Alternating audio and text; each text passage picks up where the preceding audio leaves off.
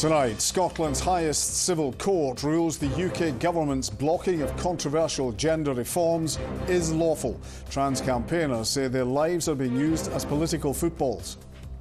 I'm distraught. It's a blow not just to trans people but to Scottish democracy more widely. The UK government and some women's rights campaigners have welcomed the ruling. Also making the headlines, more trains take to the tracks across the Central Belt as ScotRail asks, should booze be allowed back on boards? In sport, Rangers will look to sign a striker next month after revealing Danilo may require surgery on a knee injury.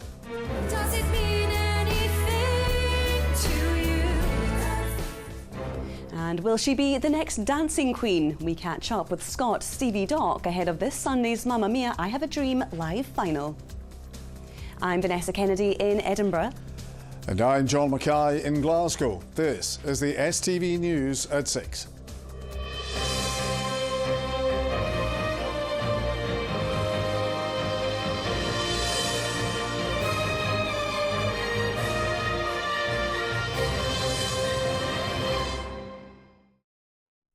Good evening. Scotland's highest civil court has ruled that the UK government's blocking of controversial gender reforms is lawful.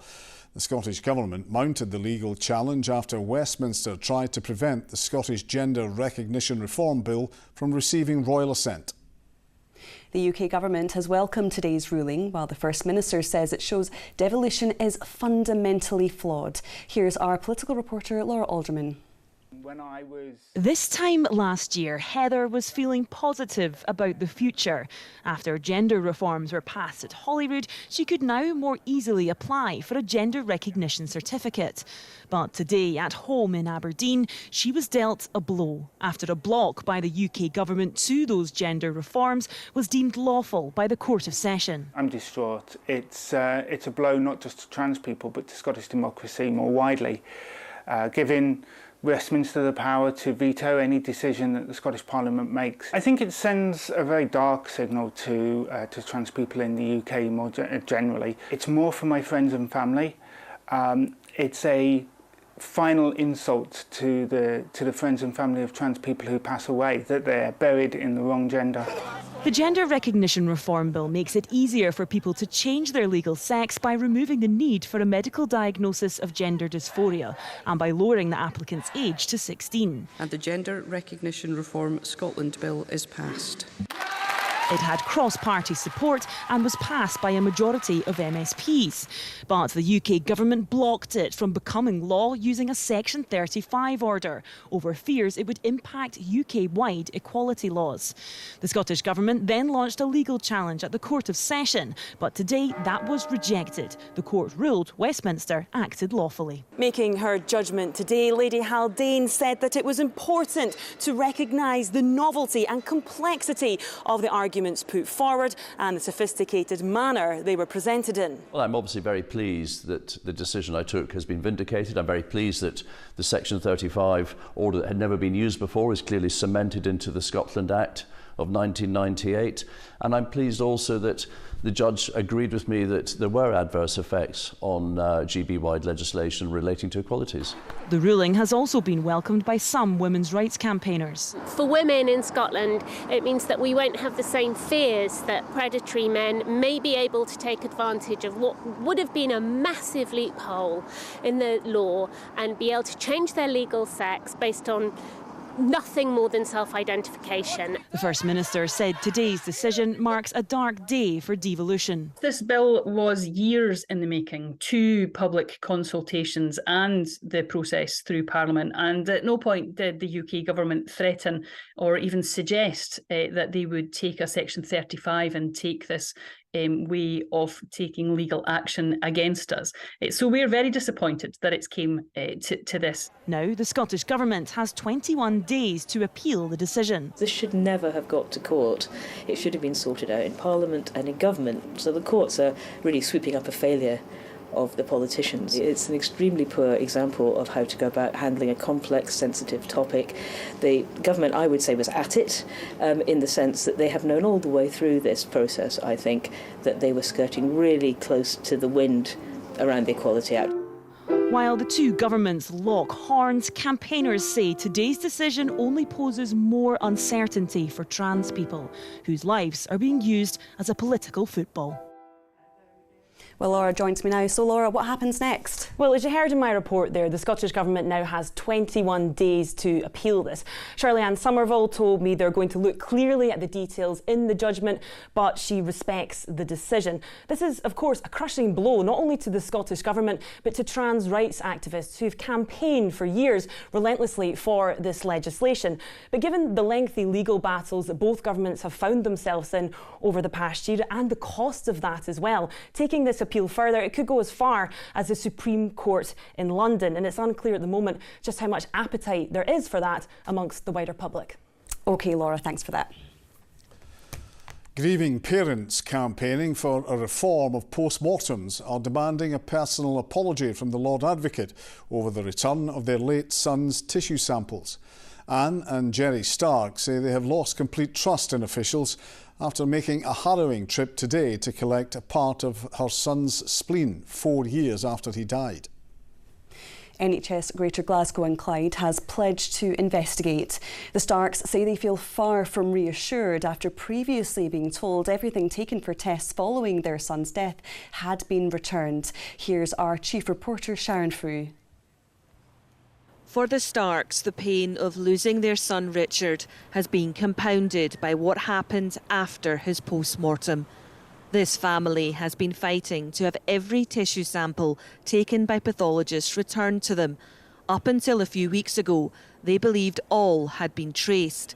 They left this afternoon's meeting in Glasgow with a small box containing another 2 samples. To know that part of your son has been sitting in a freezer for 4.5 years,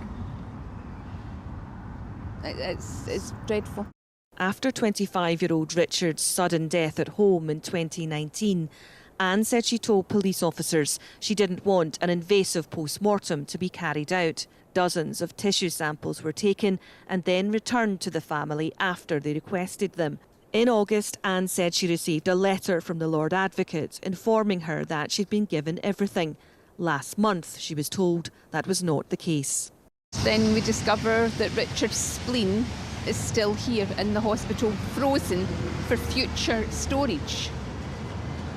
I mean, There's no words. No.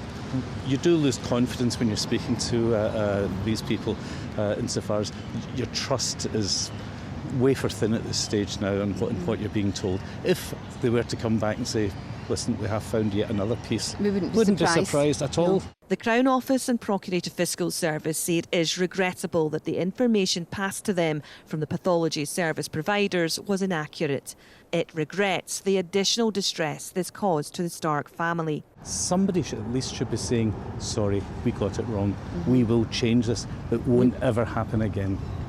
It has to be changed. As I say, doors are closed constantly. The loss of a child and a loved one at any time is absolutely horrendous, and I can only apologise for the added distress that has been caused by the delay in returning all the tissue, which has now been done today.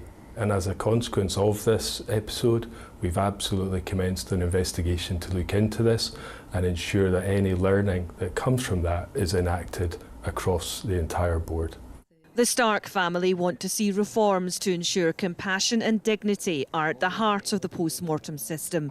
The issue is before the Scottish Parliament's Public Petitions Committee. There's certainly questions that I'll be taking back to Parliament because the committee needs to know about this, but we need to see a proper investigation, and I don't think it can be left to NHS Greater Glasgow and Clyde to mark their own homework yet again, because we end up with no change happening. For the Starks, doubts remain, and reassurances offer little comfort. Sharon Frew, STV News, Glasgow. A poll has suggested there is increasing support for human rights among Scots. The YouGov survey found 48% said they're supportive of human rights, while 30% are conflicted about them. 13% are disengaged and 10% are opposed. The supportive figure is up from 42% in 2017 when the polling was last conducted for the Scottish Human Rights Commission. More trains will be on Scotland's railways from Sunday as ScotRail prepares for its latest timetable shake-up. Electric trains will be introduced on an upgraded line. And across the country, select services increase to encourage people to use public transport. The changes come as ScotRail announce a survey asking passengers whether they'd like alcohol back on board. Brandon Cook reports. In the run-up to Christmas, you may be thinking of catching the train to do some shopping or have a day out in the town. And from Sunday, on a number of services at least, you'll have more options to do just that. ScotRail say their new timetable will improve reliance and frequency across the network. 9 out of 10 of our services meet their punctuality targets, so we're delivering a good service for people. Some things do go wrong, particularly when the weather is involved, and we do everything we can to keep people moving. But from Sunday, we'll have more services, more seats across the country, and our advice to passengers is to check before you travel. So, what services will see changes? Well, in Glasgow, there will be a new half-hourly service on all stops on the Cathcart Circle between Mondays and Saturdays. That's stations like Shawlands and Pollokshields. On the West Coast, expect extra Sunday services between Glasgow and Gourock. There will be more services between Glasgow and Edinburgh via Shotts, and in East Lothian, services will stop at Wallingford. Meanwhile, electric trains will be introduced on the line between Glasgow and Barrhead. If you've travelled between Glasgow and Edinburgh at any point over the past few years, then it's likely you'll have been on one of these electrified trains already. ScotRail say expanding this between Glasgow and Barrhead shows their commitment in the decarbonisation of their network. After a 3-year blanket ban, ScotRail is asking the public whether alcohol should be allowed back on board. Passengers are being encouraged to fill out a survey on their Wi-Fi. A bit intimidating being in a confined space when there was alcohol being taken on a train. Don't want alcohol in trains. There's no need for it. No need for it, especially in local trains. And if you're on a train with, a few young people that are having a drink, or if I'm doing it with my friends, it's quite nice. It's just like everything else when it gets out of hand and it spoils it for everyone. Any changes on that will be the final say of the Scottish Government. Brandon Cook, STV News, Glasgow. A new system of case reviews is to be introduced when a woman is murdered by her partner or takes her own life after being abused. The aim is to help prevent further deaths happening by establishing what factors leading to a death could have been picked up on. Here's our senior reporter Gordon Cree. Fiona knows all too well the impact of a suicide. Her daughter Emily took her own life while a student at Aberdeen University after a catalogue of abuse from her boyfriend, something the family were unaware of. She hopes the introduction of case reviews will help lessons be learned and believes they must be wide-ranging. Really, really importantly is including the families, the friends, relatives, loved ones, neighbours, colleagues, all of the people that were involved in the person's life preceding the suicide itself, because they are the people that can, have all of the information. They can have maybe witnessed things, they'll have had things said to them that they might think in isolation aren't important, but actually is vital evidence.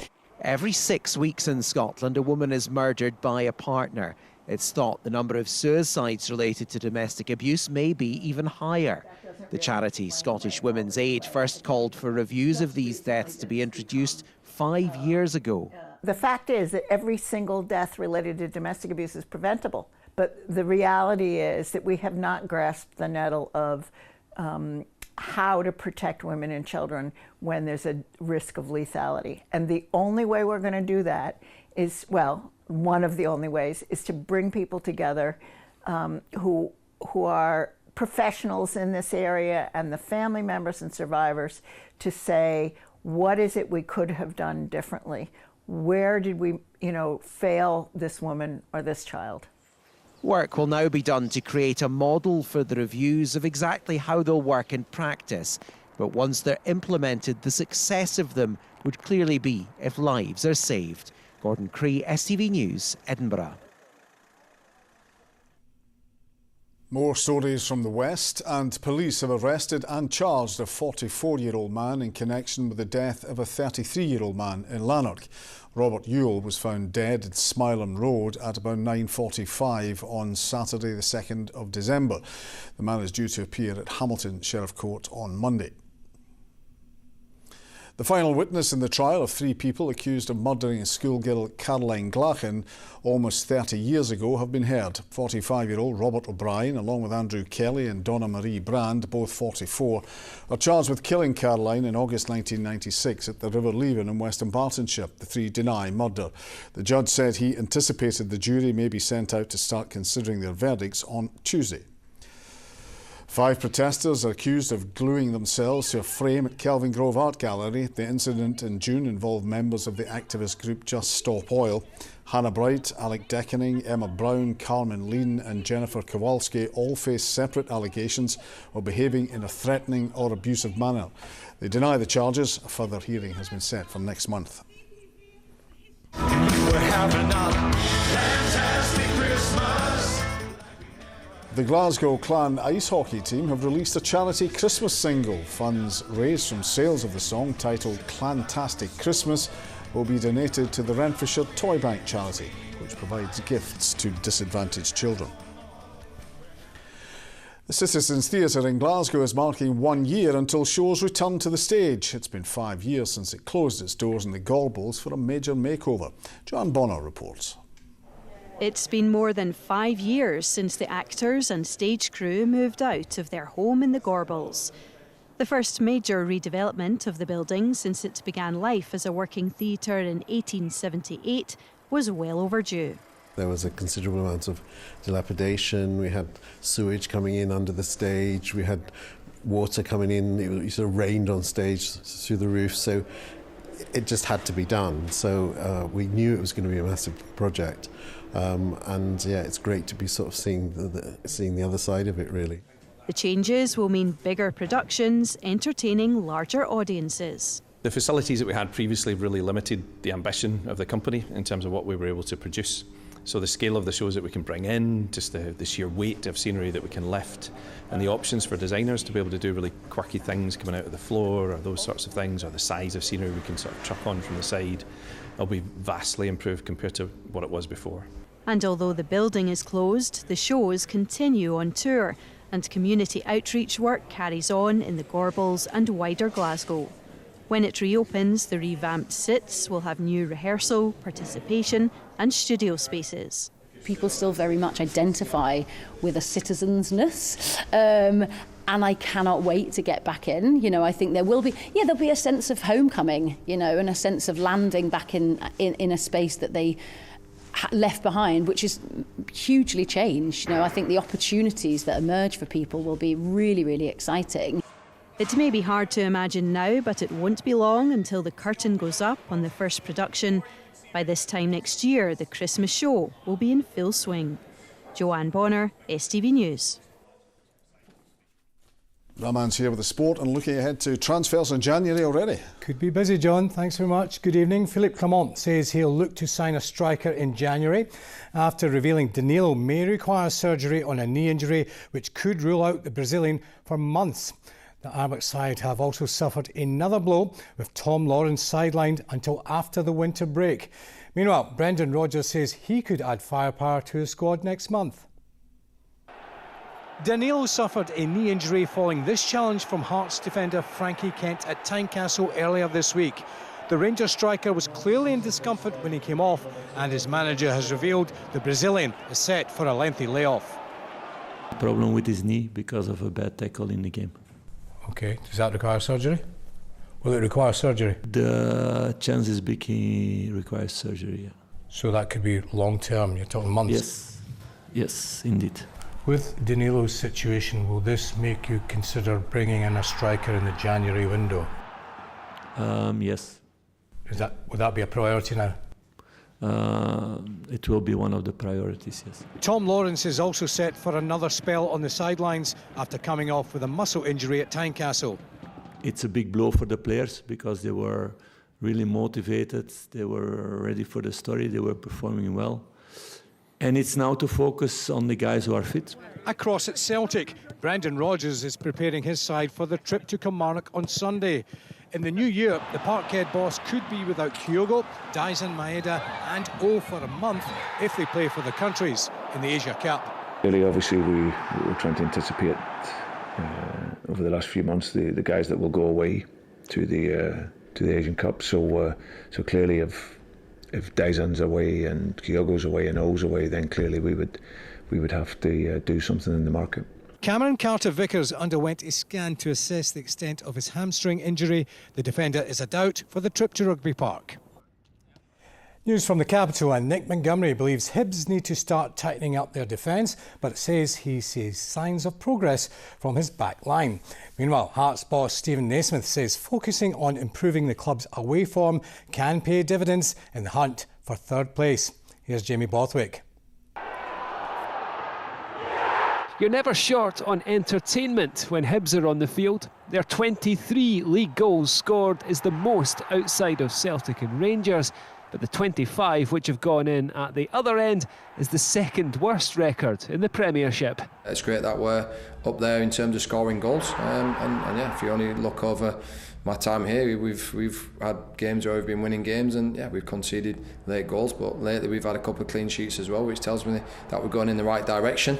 But yeah, we've had a really young team as well. They're going to make mistakes, you know. Bottom of the table, Livingston host Hibs tomorrow, looking to break their run of 6 defeats in a row. I think looking at the changing room we've got, I think a lot of the players, we don't feel we should be here, but at the same time we are, so it's up to us to kind of prove that and get us up the table. Hearts' 3 away wins this season already equals their total for the whole of last term, fueling their confidence ahead of the trip to under-pressure Barry Robson's Aberdeen. The away form in general for us has been something that we have picked up on, and we want to try and make that better, because it has a big impact on how your season plays out. I think the games with Aberdeen and us have been more open than some of the other games, so I don't think Saturday will be much different. Do I know we need to win games? 100%. For me, the fans have been outstanding. I could not have asked for any more support from them. And the other night they were frustrated, and they let us know that, and rightly so. So we need to go out and try and win the game for them. Jamie Borthwick, STV News. St Mirren boss Stephen Robinson says he hates artificial pitches with a passion and believes they should be banned from the Premiership. The future of artificial surfaces is being discussed by top-flight clubs. Livingston and Kilmarnock currently use them. Robinson believes removing plastic pitches would raise the standards and reputation of the game. I mean, I hate them. I hate them with a passion. I understand why clubs use them. I understand the financial implications that you're able to use the pitch all year round. I think the lower clubs out with the SPL, I think, yeah, 100%. I don't think it should be in the top league. It shouldn't be in the top league at all. I think for a spectacle and, you know, for across the world, I think we should, in terms of the football we're trying to play and raise the standard of Scottish football, I don't think it should be in the top leagues. Derek McInnes says Kilmarnock will need almost everything to go right to beat Celtic as they look to defeat the champions for the second time this season. Well, Killie against Celtic is a 12 o'clock kick-off at Rugby Park on Sunday. The rest of the Premiership matches take place tomorrow, and there's a big game at Fir Park as 9th place Motherwell hosts St Johnstone, who are currently 10th. From football to rugby, and Glasgow Warriors lock Scott Cummings hopes a partisan Scots and crowd can help get their European Champions Cup campaign off to a winning start. The Warriors host Northampton Saints tonight. Franco Smith's side, who reached the Challenge Cup final last season, have made an impressive start in the league this season. It'll be massive.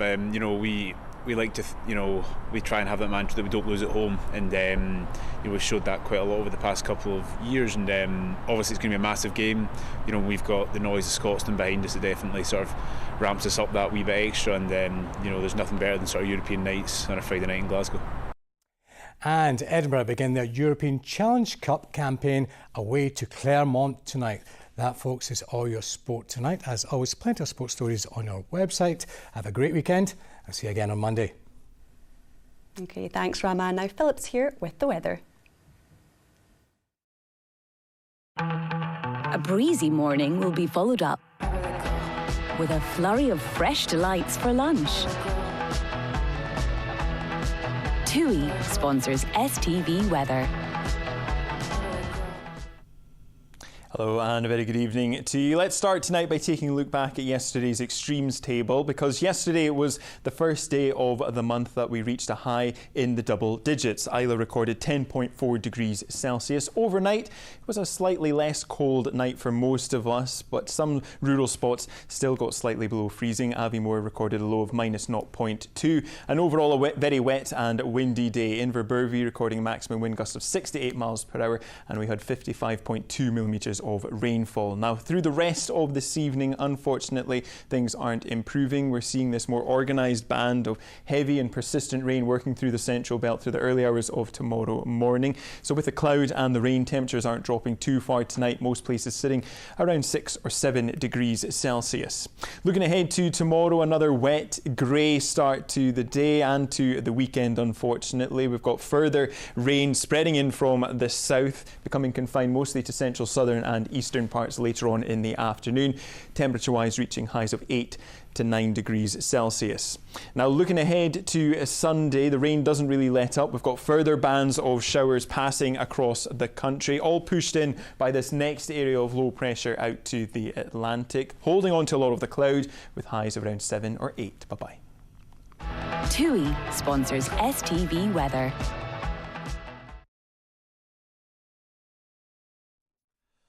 And finally, this Sunday, STV viewers can tune in to watch the live final of the talent show Mamma Mia, I Have a Dream, with Scot Stevie Dock hoping to be the winner who takes it all.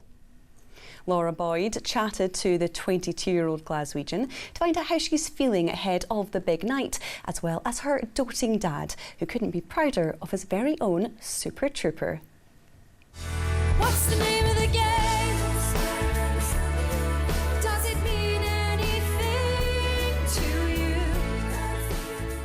Stevie Dock was hoping the judges would take a chance on her when she auditioned to take part in Mamma Mia, I Have a Dream. Now she is getting ready to take to the Novello stage in London for the live final. I never, ever would have expected to have gotten to this point. So, yeah, I'm just so grateful. In her bid to become Sophie in the West End production of Mamma Mia, Stevie sang and danced her way into the judges' hearts, growing in confidence week on week. I think from Shallow was when I went, oh, thank God that happened. And all that jazz. And then obviously all that jazz came and I was like, this is it. This is happening now. It's going well. You didn't do the marriage and babies thing, you just did the baby. Well, good for you. Hey, hang on. And she showed that she could act her way through even the toughest of scenes, opening up to West End star Maz Murray about the loss of her mum. I find it really hard to do scenes like this, just because my mum passed away when I was 13, so... I would be scared for her to be sitting watching me perform because she wouldn't shut up and she would be like, that's my daughter. She would be absolutely beyond excited for me, beyond proud of me. Well, viewers have watched Stevie shine week on week. Here at her old dance school where it all began, even from a young age, it was clear she had star quality. Well, she was only a wee girl when she was here, and she was an amazing dancer. Everything about her, we felt as though she had talent in her. She was a natural. You can see it. We had a lot of good dancers in the school, but she was exceptional. And I sincerely hope she wins it. As does Stevie's dad. We've watched the show every Sunday night, greeting every Sunday night, and now, you know, she's got to the final. We're so incredibly proud of her. See what you see in the television? That's how she's been her entire life. What will it mean to you if she wins this part? Everything. You know, more so her mum. I'm kind of emotional. Oh gosh, no, don't worry. Our mum would just be incredibly proud of her. Yeah, incredibly proud. Laura Boyd, STV News. Oh, good luck, Stevie. Hopefully she is the winner that takes it all. Let's hope so. Great Sunday night viewing on STV with that and the I'm a Celebrity final from all of us. Good night. Good night.